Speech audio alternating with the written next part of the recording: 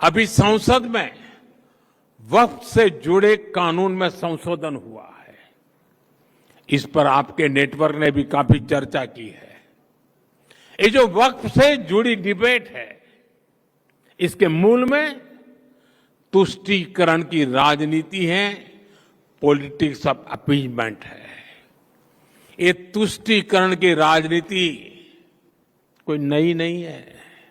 इसका बीज हमारे स्वतंत्रता संग्राम के समय ही बो दिया गया था। अब सोचिए, भारत से पहले, भारत के साथ साथ और हमारे बाद दुनिया में कई देश आजाद हुए, लेकिन कितने देश ऐसे हैं जिनकी आजादी की शर्त विभाजन थी? कितने देश हैं जो आजादी के साथ ही टूट गए? भारत के साथ ही ऐसा क्यों हुआ? क्योंकि उस समय राष्ट्र के हित से ऊपर सत्ता का मोह रख दिया गया। अलग देश का विचार सामान्य मुस्लिम परिवारों का नहीं था, बल्कि कुछ कट्टरपंथियों का था, जिसको कांग्रेस के कुछ नेताओं ने खाद पानी दिया ताकि वे सत्ता के अकेले दावेदार बन सके। साथियों, तुष्टीकरण की इस राजनीति में कांग्रेस को सत्ता मिली, कुछ कट्टरपंथी नेताओं को ताकत और दौलत मिली, लेकिन सवाल ये है, आम मुसलमान को क्या मिला? गरीब पसमानदा मुसलमान को क्या मिला? उसे मिली उपेक्षा, उसे मिली अशिक्षा, उसे मिली बेरोजगारी। और मुस्लिम महिलाओं को क्या मिला? उन्हें मिला शाहबानो जैसा अन्याय, जहां उनका संवैधानिक हक कट्टरपंथ की भेंट चढ़ गया। उन्हें मिला चुप रहने का आदेश, सवाल न पूछने का दबाव, और कट्टरपंथियों को मिल गया खुला लाइसेंस महिलाओं के अधिकारों को कुचलने का। साथियों, तुष्टीकरण यानी पॉलिटिक्स ऑफ एबिजमेंट भारत की सोशल जस्टिस की मूल अवधारणा के पूरी तरह खिलाफ है। लेकिन कांग्रेस ने इसे वोट बैंक की राजनीति का हथियार बना दिया।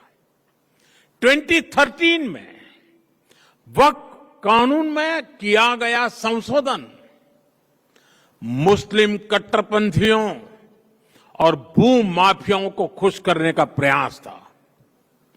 इस कानून को ऐसा रूप दिया गया कि उसने संविधान के ऊपर खड़ा होने का भ्रम पैदा किया। जिस संविधान ने न्याय के रास्ते खोले, उन्हीं रास्तों को वक्फ कानून ने संकुचित कर दिया गया। और इसके दुष्परिणाम क्या हुए? कट्टरपंथियों और भूमाफियाओं के हौसले बुलंद हुए। केरल में ईसाई समाज के ग्रामीणों की जमीन पर वक्फ के दावे, हरियाणा में गुरुद्वारों की जमीन विवादों में, कर्नाटका में किसानों की जमीन पर दावा, कई राज्यों में गांव के गांव हजारों हेक्टेयर जमीन अब एनओसी और कानूनी उलझनों में फंसी पड़ी है। मंदिर हो, चर्च हो, गुरुद्वारे हो, खेत हो, सरकारी जमीनें हो, किसी को भी अब भरोसा नहीं रह गया था कि उनकी जमीन उनकी ही रहेगी। सिर्फ एक नोटिस आता था और लोग अपने ही घर और खेत के लिए कागज ढूंढते रह जाते थे। जो कानून न्याय के लिए था, वो डर का कारण बन गया। ये कैसा कानून था? साथियों, मैं देश की संसद को सर्व समाज के हित में मुस्लिम समाज के हित में एक शानदार कानून बनाने के लिए बधाई देता हूं।